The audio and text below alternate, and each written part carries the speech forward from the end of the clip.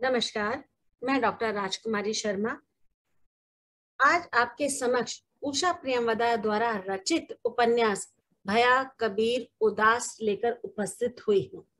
इस उपन्यास में लेखिका ने नारी मन की पीड़ा, व्यथा और उससे उत्पन्न संत्रास, अवसाद या अलगावों का जो निम्न रूप है, वह किस तरह से विस्तृत रूप धारण करते हुए दिखाई देता है, उसका करुण चित्रण लेखिका ने इसमें किया है। साथ ही साथ मैंने इसमें किस तरह से स्त्री की नवीन सोच या स्त्री के प्रति जो निष्ठा का भाव है और किस तरह से व्यक्ति अकेलेपन के कारण अनेक प्रकार की परेशानियों में घिरता चला जा रहा है, जिसके कारण वह अपने अस्तित्व की ओर अग्रसर होता हुआ नहीं दिखाई देता। वह अपने आप को सीमित, संकुचित करते हुए दिखाई देता है। पर साथ ही इस उपन्यास में लेखिका ने अनेक स्तरों पर अकेलेपन का जो भाव है वह किस तरह से स्वार्थ में बदलते हुए दिखाई दिया है, उसका यहाँ पर चित्रण किया गया है।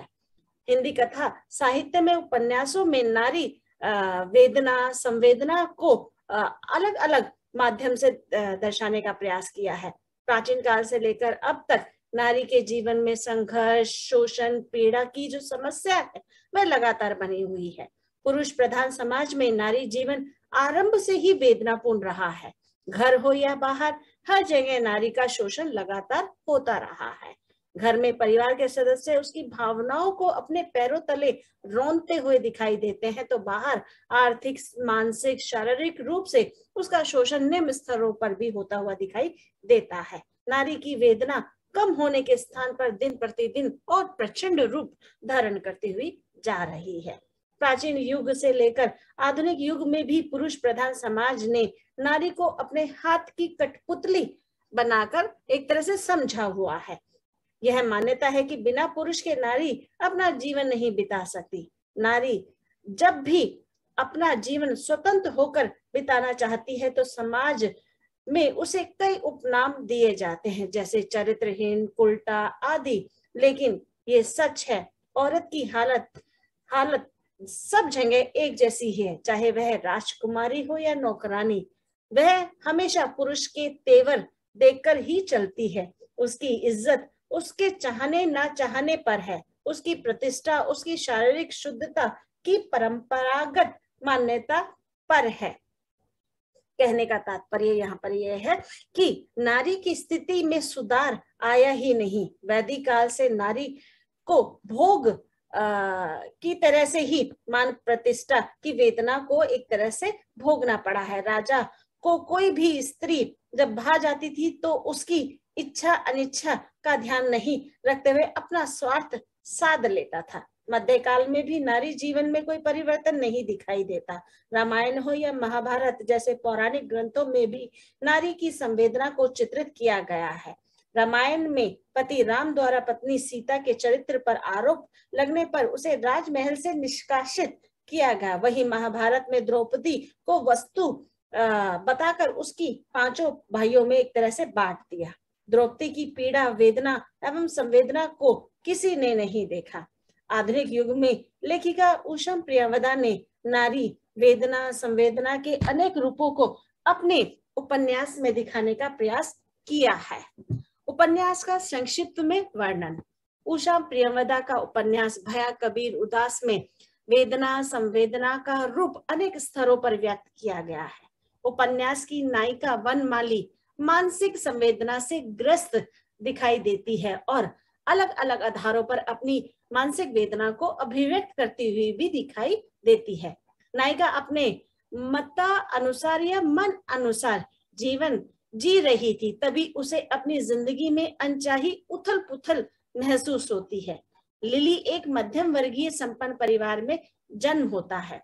पिता उपकुलपति के पद पर आसीन थे। मान, मर्यादा और संस्कारों के तहत लिली ने अपने आप को सभी चीजों से एक तरह से दूर रखा हुआ था। वनमाली के जीवन में अजीब सा सूनापन था। कहने को तो वह परिवार एवं दोस्तों से अपने आप को घिरा हुआ पाती थी, लेकिन वास्तविक जिंदगी में उसका ना तो कोई मित्र था और ना ही कोई परिवार था। केवल वह अपना जीवन अपने अकेलेपन के कारण जीती हुई दिखाई दे रही थी।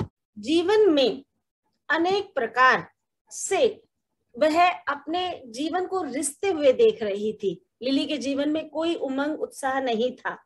वनमाली ने बचपन से लेकर अभी तक काफी दुख दर्द झेला है।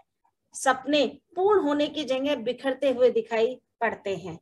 एक घटना ने लिली के जीवन में तूफान सा ला दिया, या ये कहें कि पूरे अस्तित्व को ही धूमिल कर दिया। लिली को जब इस बात का आभास होता है कि उसे स्तन कैंसर है, तो उसकी पूरी जिंदगी या पूरे उसके मानसिक रूप से, शारीरिक रूप से उसे एक आघात सा पहुंचता हुआ दिखाई देता है। मात्र 35 वर्ष की आयु में ही उसे इतनी भयंकर बीमारी ने जकड़ लिया। लिली ने अभी जीवन जिया ही नहीं था कि हम देखते हैं कि किस तरह से लिली की अभी शादी भी नहीं हुई थी। अनेक प्रकार की जो अनिच्छाएं थी, वह कहीं ना कहीं, या इच्छाएं थी, वह दम तोड़ती हुई दिखाई दे रही थी। इस बीमारी का सुन उसकी रूह कांप जाती है। लिली की देखभाल के लिए उसके पास कोई नहीं है जो उसकी इस अवस्था में ध्यान रख सके। अपनी बीमारी को चीख चीख कर सबको बताना चाहती है। मन में किस तरह से अनेक भाव उत्पन्न हो रहे हैं उसको दर्शाना चाहती है, पर कांपते स्वर से अपनी वेदना को अभिव्यक्त करते हुए वह कहती है, सुनो, मेरी छाती में कैंसर हो गया है। मुझे मालूम नहीं कितना बढ़ चुका है। अभी इस समय भी वह रंध मेरे पूरे शरीर में आक्रामक रूप से दौड़ रहे होंगे, ना जाने कहां कहां तेजी से बढ़ रहे होंगे। स्वस्थ कोशिकाओं, या हम कहते हैं कि जो उसके शुक्राणु हैं, को एक तरह से लीलते हुए देखा है। वनमाली को अपनी बीमारी ज्यादा दिखाई देती है।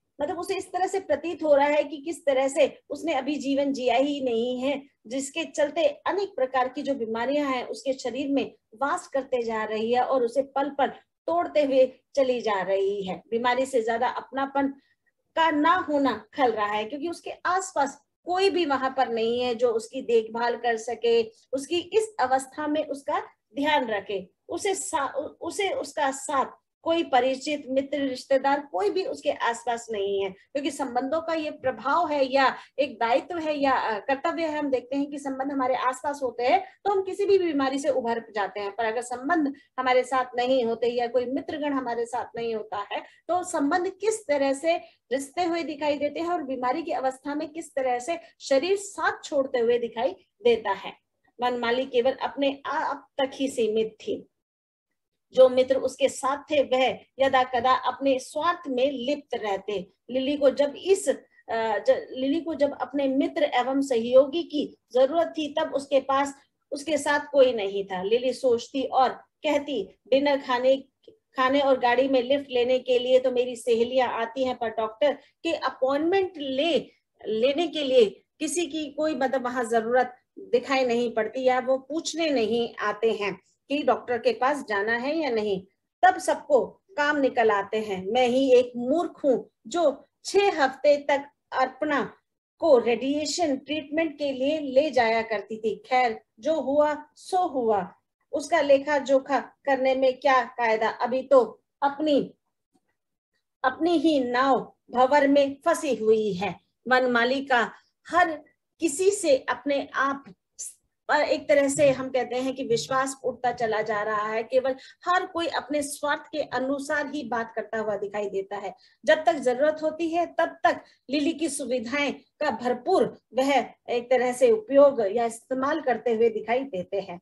वनमाली ही नहीं इस बीमारी से ग्रस्त नहीं थी, उसकी 3 मित्र वसुधा, अर्पणा और युइका भी इस बीमारी से पीड़ित थी। लिली ने वक्त बेवक्त अपने मित्र अर्पणा का साथ दिया, लेकिन उसके समय पर किसी ने उसका साथ नहीं दिया। ये बात उसे बहुत ज्यादा परेशान और खलती हुई दिखाई देती है कि समय पर कोई भी मित्र काम नहीं आता।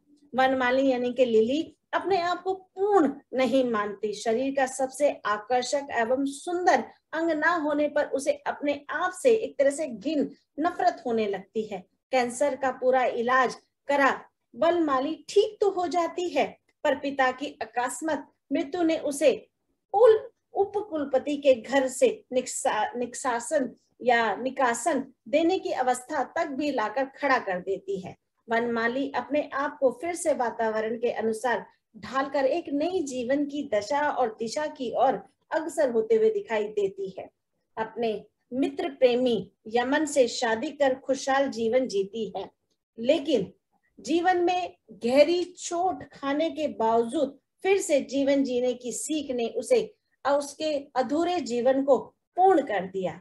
इस उपन्यास में पूरी तरह से नारी जीवन की त्रासदी का चित्रण किया गया है कि किस तरह से स्त्री हर एक अपने मित्र के बुरे या अच्छे वक्त में उनके साथ आती हुई दिखाई देती है, पर जब उसको आवश्यकता होती है, उसको जरूरत होती है, तब उसका साथ कोई नहीं देता, जिसके कारण वह अकेलेपन के कारण अनेक प्रकार की बीमारियों की गिरफ्त में आती हुई दिखाई देती है।